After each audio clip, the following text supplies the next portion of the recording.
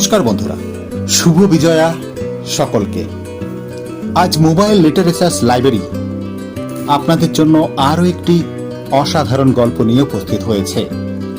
গল্পের নাম শ্রী রাধার পুনর্জন্ম। গল্পকার কৌশিক ভট্টাচার্য।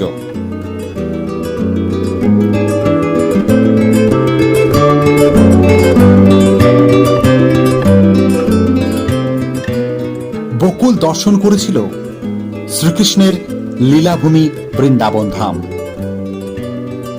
বাড়িতে ফিরেই রোজ রাতের বেলায় এক অপূর্ব স্বপ্ন দেখত। পদ্ম পলাশ লোচন, জগৎ আলো করা শ্রীকৃষ্ণ তার বাঁশির সুরে আকাশ বাতাস কাঁপিয়ে তুলছেন, আর তার ডান হাত রেখেছে বকুলের কাঁধে। সুখ স্বপ্নের কথা সে বাবা মাকে বলে, বান্ধবীদের, পাড়ার লোকদের। সবাই তাকে উপহাস করে। সে কিন্তু তালপাতার ভেবুতে সেই বাঁশির সুর তুলতে থাকে, যা সে স্বপ্নের ঘোরে শুনেছিল। যে শুনে তার গায়ে কাঁটা দিয়ে ওঠে, বাতাসের গতিপথ বদলে যায়, তাপমাত্রা ওঠানামা করতে থাকে।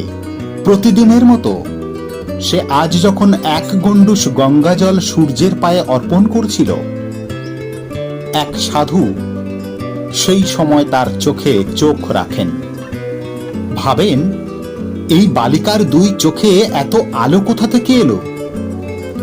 এমন সুচারু মুখ, এত সুখদ হাত পা, কপালে জড়ুল দেখে বোঝেন ও কোনো দেবীর অবতার। ওর মাথায় হাত রেখে বলেন, তুমি এই যুগে নতুন রূপে জন্ম নিয়েছ, তুমি শ্রী রাধার অবতার। তোমার টানে কৃষ্ণ জন্মেছেন এক ব্রাহ্মণের বেশে। তোমাকে সব ছেড়ে যেতে হবে তার সন্ধানে। এ যুগে মানুষ প্রেমকে সুখ ভোগ হিসেবে দেখছে। তারা ভুলে গেছে প্রেম মানে ত্যাগ, প্রেম মানে সর্বসমর্পণ। তোমরা মিলিত হয়ে মানুষের কাছে প্রেমের হারিয়ে যাওয়া সংজ্ঞা ফিরিয়ে আনবে। বাবা মার অনুমতি নিয়ে সে বেরিয়ে পড়ে সেই ব্রাহ্মণের খোঁজে। সেই ব্রাহ্মণ রোজ নারায়ণ পূজা করতেন, আর মনে মনে শ্রী রাধিকার মূর্তি স্মরণ করতেন অটুট সংকল্প ও নিষ্ঠা নিয়ে। ভাবতেন কবে তিনি নিজে আসবেন তার কাছে।